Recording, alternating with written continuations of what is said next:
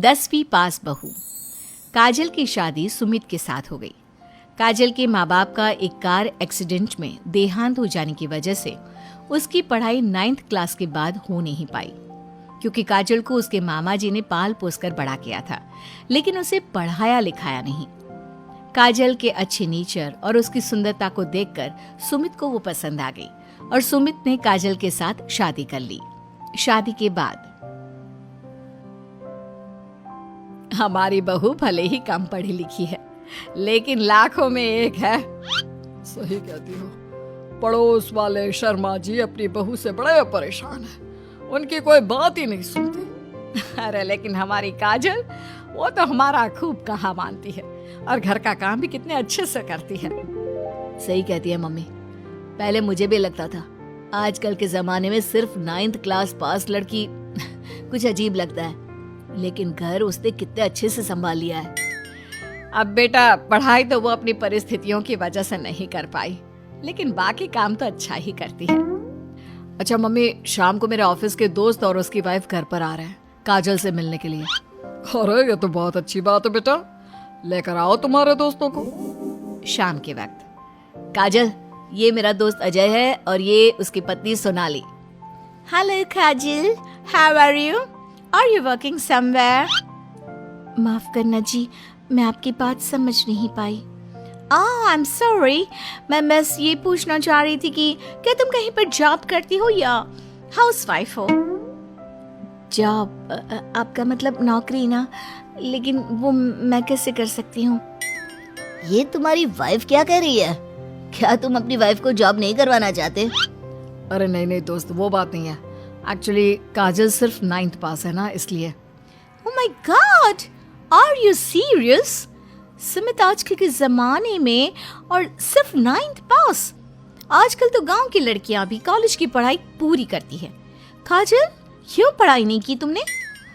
बस मेरे सामने कुछ ऐसी प्रॉब्लम थी जिसकी वजह से मैं पढ़ाई नहीं कर पाई जी।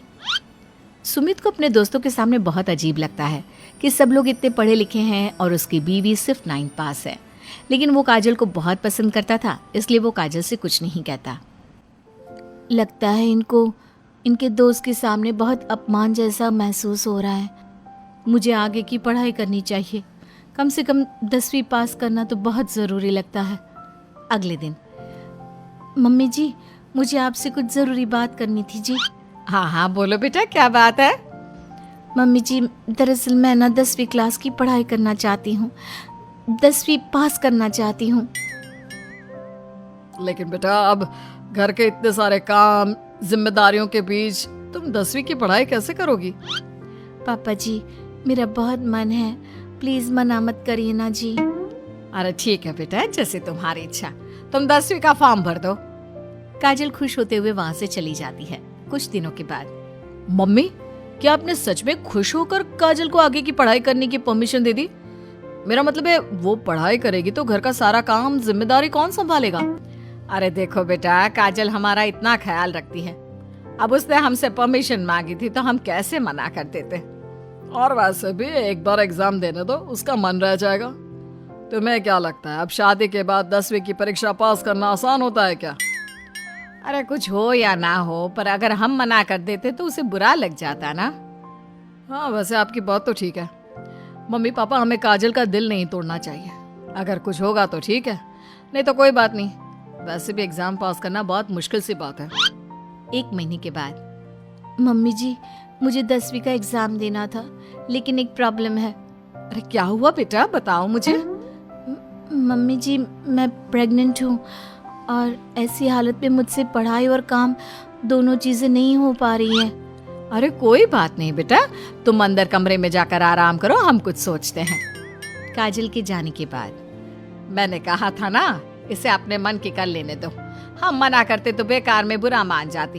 अब प्रेग्नेंट हो गई है, पढ़ाई तो वैसे ही नहीं कर पाएगी।